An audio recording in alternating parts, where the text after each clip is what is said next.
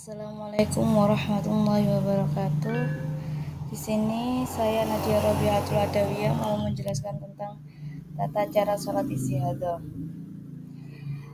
Istihadah di sini adalah darah yang keluar dari kemaluan wanita di selain masa-masa haid dan nifas, serta tidak ada kemungkinan untuk dikatakan haid.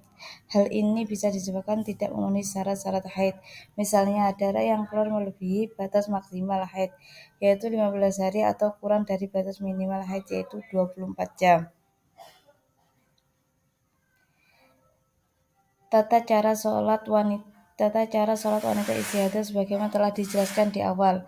Istihadah bukanlah bagian dari haid maupun nifas, sehingga wanita yang sedang mengalami pendarahan yang satu ini tetap diwajibkan sholat, puasa, boleh membaca dan membawa Al-Quran, boleh juga untuk berhubungan suami istri dan lainnya. Sedangkan tata cara sholat bagi wanita istihadah adalah sebagaimana sholat pada umumnya, tidak ada pengurangan maupun penambahan. Hanya saja ada beberapa hal yang perlu diperhatikan agar sholatnya menjadi sempurna. Syekh Abdurrahman bin Abdul Qadir As-Sakar dalam kitab Al-Ibana wal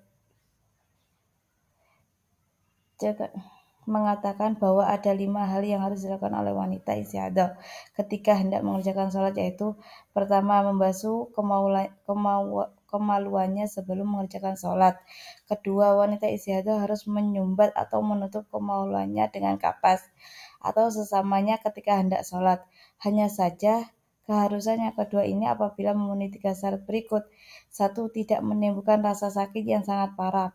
2. Tidak dalam keadaan puasa fardu. 3. Penyumbatan dilakukan jika dibutuhkan saja, misalnya karena darah keluar saat hendak mengerjakan sholat. Ketiga, membalut kemaluannya. Kewajiban yang ketiga ini dilakukan setelah menyumbat dan menutupnya. Hanya saja menurut Imam Amrangli, jika dengan membalut sudah bisa menjadi penyegah keluarnya darah, maka dianggap cukup tanpa harus menyumbatnya. Kewajiban membalut dalam hal ini jika memenuhi 2 syarat berikut. Darah selalu keluar ketika hendak mengerjakan sholat, sehingga pembalut menjadi satu-satunya solusi agar tidak keluar. 2. Sampai berdampak bahaya pada dirinya sendiri. Keempat, wudhu setelah masuknya waktu sholat, dan tidak boleh bagi wanita istihadah untuk wudhu sebelum masuknya waktu sholat, karena wudhu yang dilakukan saat istihadah termasuk bagian bersuci, yaitu darurah, taharah darurah. Kelima, harus cepat-cepat tanpa jeda dengan waktu yang panjang antara kewajiban pertama hingga kelima. Dengan demikian, wajib ketika waktu sholat sudah masuk membasuh kemaluannya, kemudian menyumbang bentuknya, dilanjut dengan membalut, setelah itu wudhu dan sholat. Keenam, wanita yang sedang istihadah harus wudhu dalam setiap sholat wajib. Ia tidak bisa menggunakan satu wudhu untuk 2 sholat wajib. Selain wudhu, menurut pendapat lebih sahih, ia juga wajib untuk membarui basuhan pada kemaluan, penyumbatan, dan pembalutnya.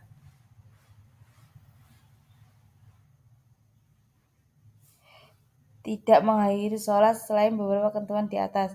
Wanita yang sedang istihadah juga tidak diperbolehkan untuk mengakhiri sholat. Dengan kata lain, jika waktu sholat wajib sudah masuk, ia harus segera melakukan beberapa ketentuan di atas, kemudian langsung mengerjakan sholat tanpa harus menundanya hingga akhir waktu, kecuali ada kemaslahatan yang berkaitan dengan sholat itu sendiri. Yang dimaksud dengan kemaslahatan sholat dalam bab istihadah adalah semua hal yang berkaitan dengan sholat, seperti menutup aurat, menunggu sholat berjamaah, menjawab orang azan, iqamah sholat, dan mengerjakan sholat sunnah.